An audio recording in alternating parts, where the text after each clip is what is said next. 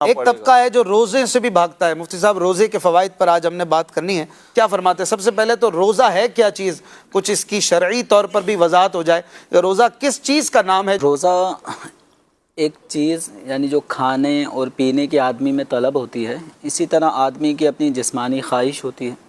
تو روزہ کھانے پینے اور جنسی خواہش سے اپنے آپ کو اللہ تبارک و تعالیٰ کی رضا کے لیے صبح صادق سے لے کے غروب آفتاب تک روکنے کا نام ہے۔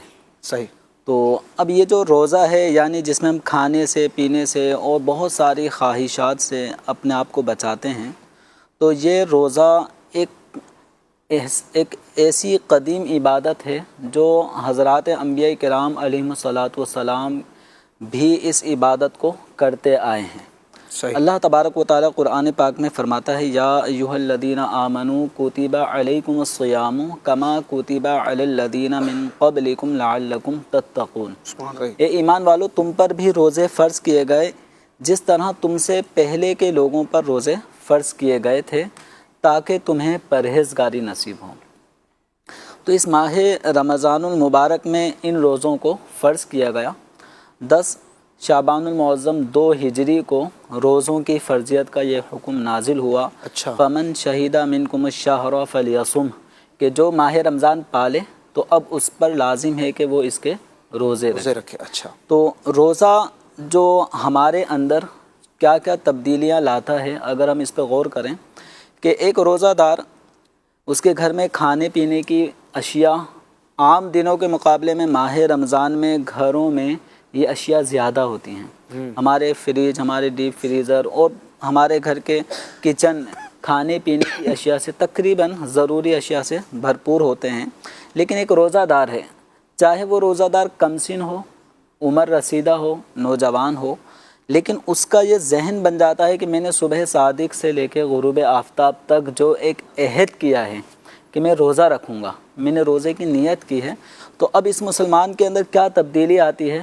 پہلے روزے میں ہی یہ تبدیلی دیکھنے کو مل جاتی ہے کہ وہ مشروبات جو بالکل حلال ہیں، جی، پانی حلال ہے، آپ کے فروٹ حلال ہیں، لیکن اس کے باوجود ایک مسلمان بالکل تنہا ہے، فیملی کے سب افراد اگر کہیں گئے ہوئے ہیں اور سخت دھوپ ہے، کڑک، اور پسینے سے شرابور ہونے کے باوجود بھی یہ ایسا نہیں ہوتا ہے کہ یہ فریج کا دروازہ کھولے، ٹھنڈا مشروب پانی کی بوتل لے اور پی کے اپنے آپ کو تسکین پہنچائے، کبھی بھی ایسا نہیں ہوگا۔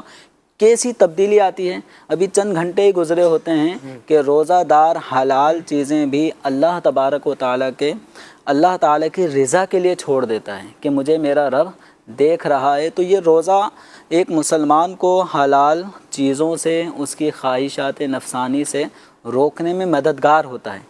اور اس میں جو روزے کی جو ایک فضیلت اور برکت بیان کی گئی جو اس آیت کریمہ میں، لعلکم تتقون، تاکہ تمہیں پرہیزگاری نصیب ہو۔ جی۔ تو پرہیزگاری کس چیز کا نام ہے؟ ہم نے لفظ پرہیز تو سنا ہے نا کہ اس سے پرہیز کریں، اس سے پرہیز۔ تو پرہیز کا معنی کیا ہوتا ہے؟ اجتناب کرنا، بچنا۔ تو یہ جس طرح روزے نے ہماری حلال چیزیں ہم سے چھڑوا دی اور ہم بآسانی ان کاموں کو چھوڑ دیتے ہیں۔ بالکل۔ کوئی اگر ہم سے کہے کہ 1 لاکھ روپے ملے گا، آپ 1 گلاس پانی پی لیں روزے میں، ہم ٹھکرا دیں گے اس کی یہ آفر کو، نہیں بھائی نہیں۔ تو جس طرح یہ جذبہ کہ کسی نے ہمیں آفر دی کہ یہ آپ یہ 1 گلاس پی لیں، میں آپ کو 2 لاکھ دوں گا، جس طرح ہم یہ کسی کی آفر کو ٹھکرا رہے ہیں، یہ جذبہ ہمارے اندر پیدا ہو گیا۔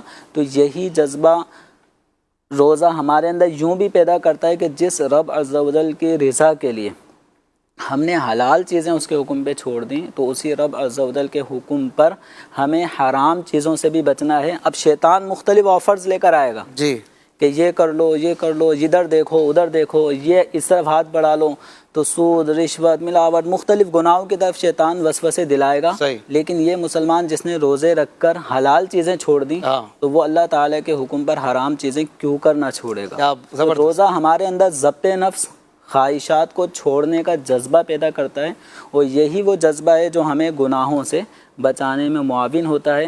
اور لعلکم تتقون